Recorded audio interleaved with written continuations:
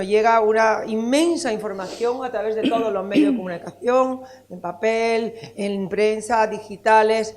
Esta información hay que ordenarla, es vital una información veraz y es vital que tratemos de dirigir y evitar estos bulos en torno al cáncer. Y para ello, pues cómo no, necesitamos de todos, de los médicos, de los pacientes y cómo no también de los periodistas que nos acompañan hoy. Tengo a mi derecha al doctor Guillermo de Velasco, que es el secretario científico de la SEON, y aparte de eso tiene también otro cargo que no conoce mucha gente, que es un cazabulos. Que ahora explicaremos en qué consiste. Bueno, y tenemos aquí a Maite Montón, que bueno, ella es paciente, es bloguera, muy activa. Tiene un blog que es Lazos contra el Cáncer y bueno, pues cuenta su experiencia. ¿Crees que los bulos relacionados con el cáncer se han incrementado en los últimos años debido a las redes sociales o es simplemente que ha cambiado la forma? O sea, yo creo que hay dos aspectos. Uno, que yo creo que sí que aumenta el número de bulos. Claramente hay un problema, yo creo que es importante, y es que tampoco, el otro día hacía la reflexión de que no sabemos los datos de los pacientes, los bulos que corren realmente entre los pacientes. Al final nos enteramos de los bulos más importantes, sabemos las cosas que suenan más, las cosas que tienen mucha más, que tienen porque a lo mejor son más extravagantes o porque tienen mayores consecuencias, pero no sabemos realmente si eso es un poquito la punta del iceberg. Es decir, que yo no sé realmente si mis pacientes en el día a día han escuchado bulos, han hecho caso de bulos. Es una información que es muy difícil conocerla, porque incluso habrá muchos de los pacientes, habrá bulos que no los consideren como un bulo. Es decir, al final, para que sea un bulo, uno, es verdad que tiene que haber mucha difusión, etcétera, pero tiene que ser algo que tiene cierta parte de verdad y que, por lo que sea, se ha magnificado y se ha crecido. Les decía que el doctor Velasco es cazabulos. Bueno, él, a través de la SEON, que colabora con esta iniciativa, pues está desmontando algunos de los bulos que nos llegan a través del portal. Los pacientes, ¿cómo crees que están buscando contenidos referidos al cáncer, Maite? ¿Buscan en páginas concretas o es, bueno, pues lo primero que se encuentran en Google? Lo lamentable es que la información de las sociedades científicas, la revista JANO, la SEON, ahora está más posicionada, las tienes que buscar en la segunda, tercera y demás. Entonces, si no estás motivado, les cuesta más llegar hasta ahí. Y ese es el problema, que la receta, o sea, se debería recetar links.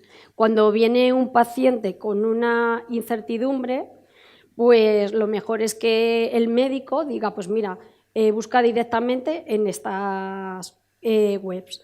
Y a partir de ahí, cuando alguien se ha leído, porque no pueden impedir que leamos, y no se puede poner vayas al campo, como os ha dicho esta mañana, pues lo que hay que hacer es aliarse y te lo dicen y entonces tú lo lees y lo que no entiendas se lo preguntas al médico. Hay una parte que yo no entiendo, que es la de recetar páginas web, que puede ser muy interesante, que es cierto que va a depender mucho de cómo sean los pacientes, ¿no? De qué tipo de pacientes tengas, del entorno, etcétera, que yo creo que obviamente puede ser otro elemento que tengas.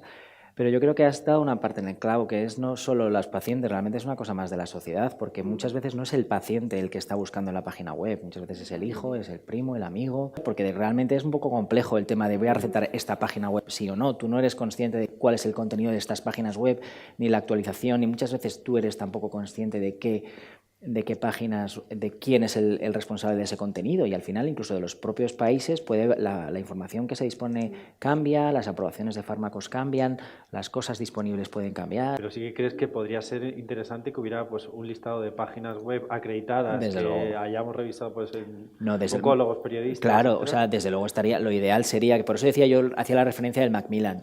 En Inglaterra está el Macmillan y entonces toda la información es recogida, tiene el soporte del NHS, que es como si tuviésemos un soporte en esta página de la Seguridad Social. Pues hombre, es la página de la Seguridad Social, no te van a decir cosas que no son verdad. Pero que eso ahora mismo en España yo creo que no está tan estructurado, y entonces obviamente hay mucho camino por recorrer, pero que si tuviésemos esa estructura sería como mucho más fácil, ¿no? Tú lees algo en prensa, se lo comunicas al médico simplemente para que lo sepa lo que está corriendo por internet, y a lo mejor te dice, no hagas caso tal cual, pero a ver, no me digas no haga caso. Dime una razón, porque si tú no me dices el qué, me lo dije del familiar, como tú dices, se supone que la gente te da consejos para bien, estás desesperado, sobre todo depende la fase del cáncer. Entonces, la comunicación tiene que ser mejor y en ningún momento dar por supuesto cosas y dejarlo de atender. Cuando no hay esa buena comunicación del profesional sanitario y el paciente y que le llega al mismo tiempo pues, información a través de este tipo de medios, de que hay, pues eso, que hay una conspiración, no puede hacer que el paciente al final acabe abandonando el tratamiento. Ha habido pacientes que han abandonado los tratamientos. Lo que pasa es que el paciente, y eso se hace con información y formación, es que tienen que saber que hay muchos medicamentos de la quimioterapia que vienen de productos naturales. Muchos pacientes en el día a día el tratamiento no funciona y entonces cuando uno está en una situación donde el tratamiento no funciona, donde estás pasándolo mal, donde te encuentras cada vez peor, donde te han contado que era un tratamiento que tenía X, ¿no? X, pensabas que iba a tener un efecto mucho mejor. Da igual, hay muchos motivos, ¿no? Entonces, ahí sí que se genera un clima donde hay pues mucha más desconfianza, donde sí que puedes pensar que hay otra serie de cosas, implicaciones, etcétera, que hace que sea mucho más complicado. Yo siempre comento a los pacientes, si alguien quiere tomar este producto porque te lo han recomendado y te han dicho, el efecto placebo siempre ha sido muy importante. Entonces, los pacientes que se encuentran, hay veces que no hay que ir exactamente contra el bulo. Yo creo que lo primero es analizar claramente cuál es el problema, cuál es la situación actual y en función de eso, obviamente, si eso se demuestra que es lo que pensamos, que es muy frecuente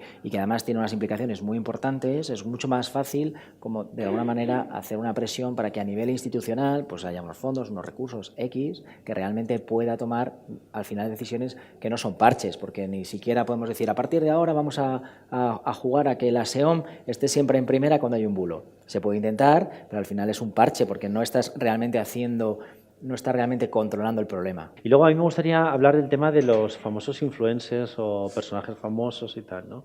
¿Qué os parece este fenómeno y si creéis que influye también en los bulos? Aquí yo creo que hay dos problemas. Uno que es, que últimamente está así bastante en las noticias, que es el tema de la libertad de expresión. Es decir, que si en principio cada uno puede decir lo que quiera sobre lo que quiera, sí o no, donde pones los límites, ¿no? Y luego que quizá el tema de los influencers o de los youtubers, quizá todavía, o por lo menos en mi experiencia reducida, creo que todavía no tiene el impacto que puede llegar a tener. No puedes poner un contra-influencer porque no vas a generar un contra-influencer. Entonces, es cierto que al final, yo creo que volvemos a la misma parte, que es la educación. Habrá que seguir generando información para contrarrestar dentro de la medida, pero volvemos a lo mismo, entre todos, porque una persona sola no puede. Y generar contenido, por lo menos que la gente cuando lee lo del CALE, pues también escuche que tenemos la berza de toda la vida y le sirve como vitamina con todo, que no hace falta que compre ese producto superalimento tan caro que está vendiendo y a lo mejor hasta es poco sostenible. Estabais comentando de las fake news y yo a veces me pregunto ¿qué interés hay por parte de la gente que genera esas fake news? Lo hemos intentado nosotros en Salud Sin Bulos analizarlo al máximo y no encontramos ninguna explicación por qué alguien que diga que los sujetadores con aros producen cáncer. ¿Son los fabricantes de sujetadores sin aros?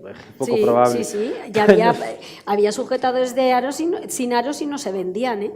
Bueno, no sé. Yo veo algunos que la verdad no tenemos no se encuentra ninguna explicación. Hombre, ahora digo que es más fácil pensar que siempre hay un interés porque todo lo que va a través de internet, pues al final lo que eres ¿no? Al final, ¿Y los antitranspirantes? Si eres un youtuber y te pinchan mucho porque has puesto al final la gente busca muchas veces, ¿no? el clic. Entonces, cuanto más extravagante sea lo que quieras poner, yo creo que el que haya... Bueno, hay gente que simplemente es porque genera bulos por visitas, eso sí que es verdad. Por las visitas eso sí que tiene ahora mismo. Entonces, cualquier noticia que sea a través de internet y que la gente haga un clic, ya el tema de las visitas puede estar asociado realmente con dinero.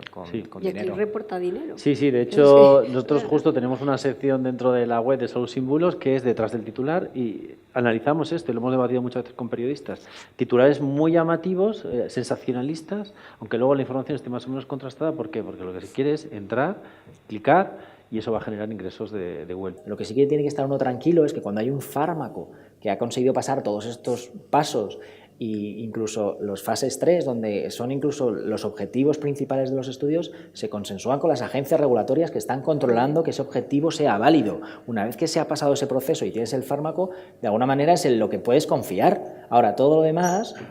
tampoco puedes decirle esto es lo peor del mundo, porque no lo sabes. Lo que pasa es que tienes que intentar explicar que la evidencia que hay es muy poca y que como no sabes si lo que puede hacer es perjudicarle más que beneficiarle, es mejor estar en la fase, en lo conocido.